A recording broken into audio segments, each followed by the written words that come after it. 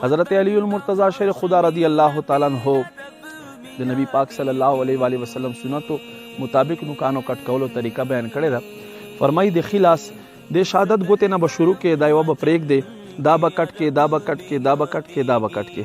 هغې نه بعد به د ګس لاس دا د کچې ګوتې بیا ورپسې بیا ورپسې بیا ورپسې بیا ورپسې په آخر کې به د دې ګوتې نوک کټ کې.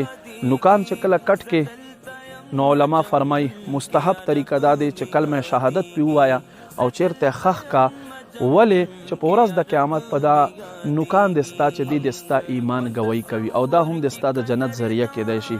پس خاصی باندې نه دی غورځول پکار. نوکان کټ کا، نوکان کټ کول نه بعد خخ کا یا چیرته یو پاک زی باندې واچوه. نو نن مونږ د نوکانو کټ کولو سنتو طریقه زده کړه زمارونو مسلمانانو. تاسو چې دا طریقه واورېدله نیتو کې انشاءالله چې په کل جون کې به په دې باندې عمل کوئ او نور مسلمان ورونو ته به دا طریقه ښایي. مالک لم یزل دې مونږ ته عمل توفیق نصیب کی. وما علی الا البلاغ.